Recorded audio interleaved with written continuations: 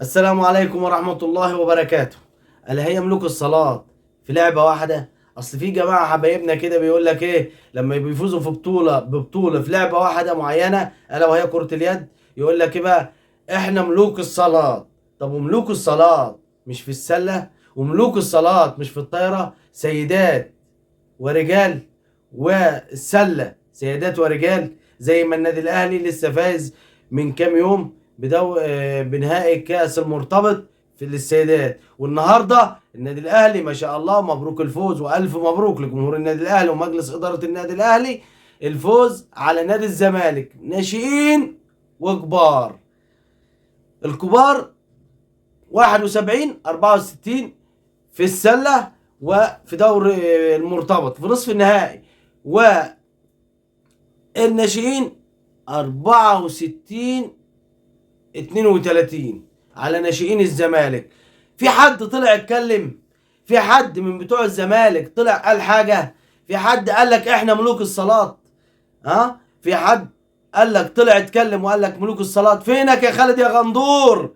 يا اللي كنت لما الزمالك بياخد بطولة في اليد طالع بتشرب في عصير وتقول لي قلب عندك ومش قلب عندك والحاجات ديت اهي ملوك الصلاة في اللعبات الجماعية، الا وهو التفوق الكاسح للنادي الاهلي في السلة وفي الطايرة وفي كل حاجة ان شاء الله باذن الله. ويا سادة كل التحية للشعب الاماراتي.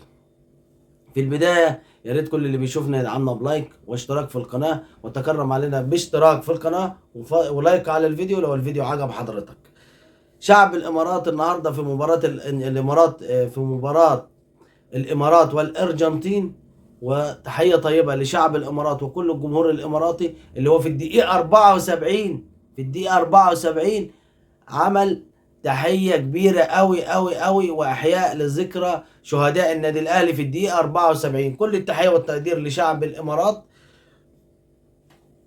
وكرة القدم في الامارات.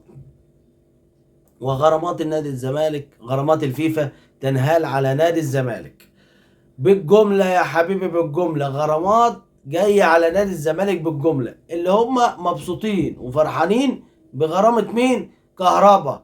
ألا وهي الغرامة على فكرة مش على كهربا لوحده كمان، ده الغرامة مشتركة بالنص. يعني كهربا لو الغرامة 2.5 مليون دولار هيدفع مليون وربع، مليون وربع، وليس 2 مليون ونص زي ما الناس فاكره او جمهور الزمالك فاكر، زي ما مرتضى منصور طالع بيضحك عليهم واحمد مرتضى منصور بيقول لهم الكلام دوت. لا، الغرامه بتاعت كهربا بالنص. تعال بقى للغرامات بتاعت ايه الفيفا اللي هي داخله على نادي الزمالك خلال اخر السنه دي، اللي هي باقي منتصف شهر 11 وشهر 12 قبل اول يناير او اول 2023.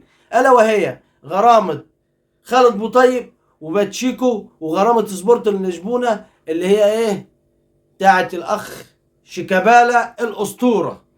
غرامات بالجملة، الا وهي تأييد غرامة خالد بوطيب حوالي 3.5 مليون دولار على الزمالك، وهتطبق خلال ال 45 يوم دول. وفي غرامة تانية اللي هي بتاعت باتشيكو، اللي هو الان الزمالك فسخ معاه عقده ومشاه بعد نهائي دوري ابطال افريقيا. باتشيكو بتاع القضية ممكن.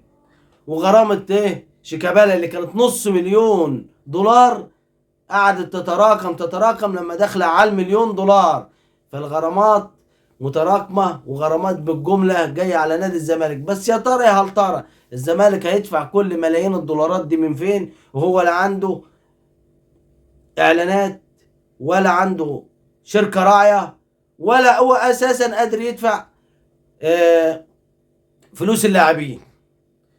يعني لحد دلوقتي الزمالك اساسا ما قدرش يدفع عقود اللاعبين اللي اشتراهم السنه دي في الموسم ده، اللي تعاقد معاهم ما قدرش يدفعهم.